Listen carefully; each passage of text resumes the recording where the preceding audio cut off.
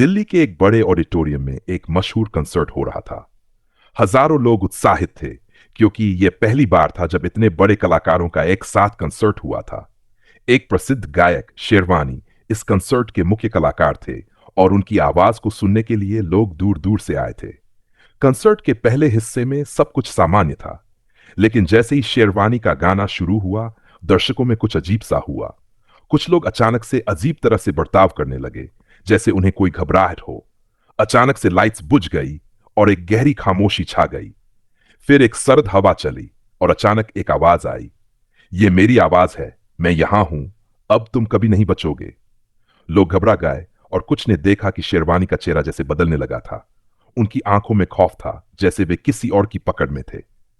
मंच पर खड़े शेरवानी अचानक गिर पड़े और उनका गला किसी इनविजिबल शक्ति से दबा हुआ था।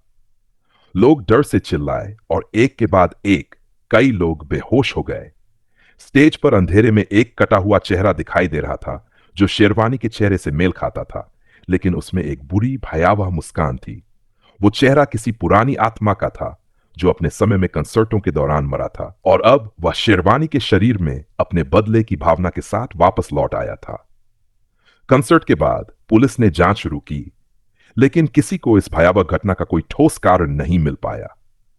लोग कहते हैं कि शेरवानी के कंसर्ट के बाद उनकी आवाज कभी भी वही नहीं रही और कंसर्ट के ऑडिटोरियम में आज भी रात के समय अजीब सी आवाजें सुनाई देती हैं, जैसे किसी भूतपूर्व गायक की आवाज। कुछ महीनों बाद कंसर्ट के उस स्थल को फिर से खोला गया, लेकिन अब वहां कुछ अजीब घटित होने लगा था। जो लोग उस दिन कंसर्ट में थे, उनके साथ भी अजीब घटनाएं होने लगीं।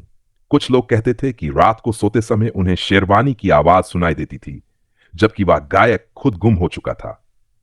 कुछ को तो यह भी महसूस हुआ कि वे किसी अजात शक्ति से बंधे हुए हैं, जैसे उन्हें कहीं दूर खींचा जा रहा हो। एक दिन एक युवा पत्रकार राघव ने इस मामले की गहराई से छानबीन करने का निर्णय लिया। वह पुराने कंसर्ट स्थल पर गया जहां शेरवानी का अंतिम प्रदर्शन हुआ था। रात के अंधेरे में राघव ने अपने कैमरे के साथ सारे रिकॉर्डिंग उपकरण लेकर उस ऑडिटोरियम में प्रवेश किया। उसकी नजरें सावधानी से चारों ओर घूम रही थीं, जैसे कुछ अजीब होने वाला हो। जैसे ही उसने स्टेज के पास कदम रखा, उसे एक ठंडी लहर का एहसास हुआ और अचानक वह खड़ा हो गया। मंच से हल्की सी ध्वनि आई, जैसे कोई गाना गा रहा हो, लेकिन यह आवाज शेरवानी की नहीं थी। यह आवाज किसी और की थी, जो उसे अंदर से महसूस हो रही थी। डर के बावजूद राघव कैमरे को चालू करके रिकॉर्डिंग शुरू कर देता है। अचानक कमरे की रेंज पकने लगती है और मंच पर अजीब सी छायाएं बननी शुरू होती हैं। जैसे ही राघव ने कैमरा को और ज्यादा करीब किया, एक बर्फीली ठंडक महसूस होती है और अगले ही पल में वह शेरवानी का चेहरा सामने आता है, अंधेरे में, बिना शरीर के, एक धुंधली सी छवि। उसकी आंखों में घबराहट और गुस्सा था। वह चुपचाप राघव की ओर बढ़ने लगा, जैसे वह उसे पकड़ने आया हो। राघव डर से कांपते हुए उलटकर भागता है, लेकिन उस धुंधली छवि ने उसे घेर लिया।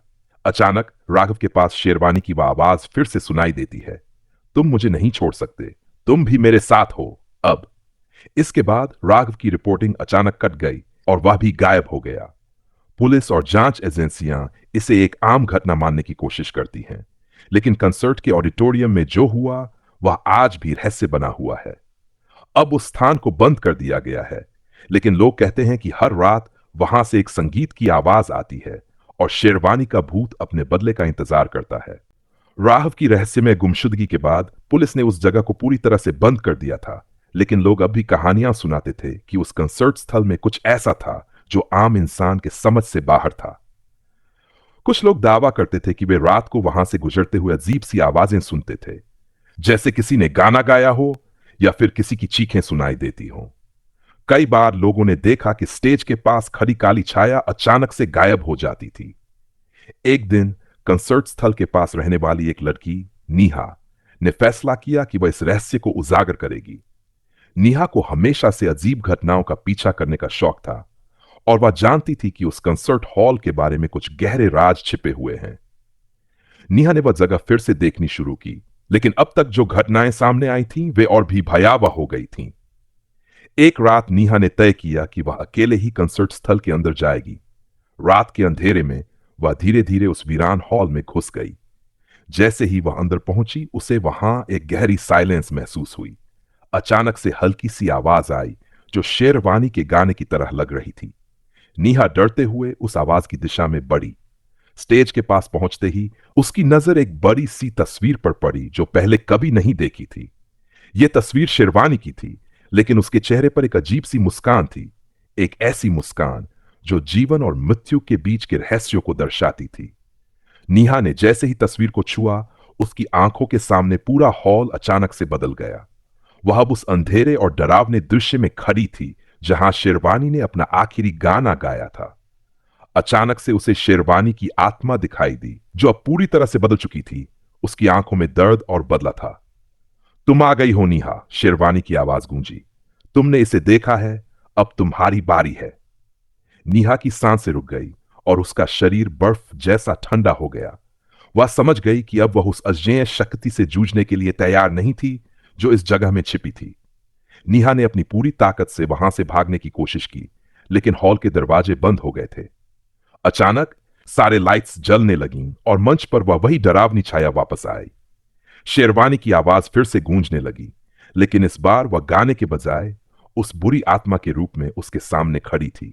नीहा को एहसास हुआ कि अब वह अकेली नहीं थी, वह खुद शेरवानी की आत्मा का हिस्सा बन चुकी थी। अगली सुबह नीहा का कोई पता नहीं चला। उसकी आखिरी वीडियो रिकॉर्डिंग में केवल वह अजीब ध्वनियां सुनाई देती हैं और फिर कैमरा गिरकर बंद हो जाता है।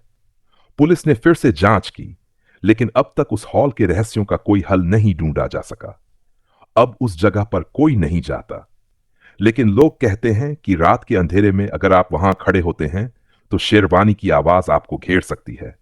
संगीत का भूत अब एक चेतावनी बन चुका है। जो भी उस कंसर्ट स्थल के पास आता है वह कभी न कभी उस रहस्य का हिस्सा बन जाता है।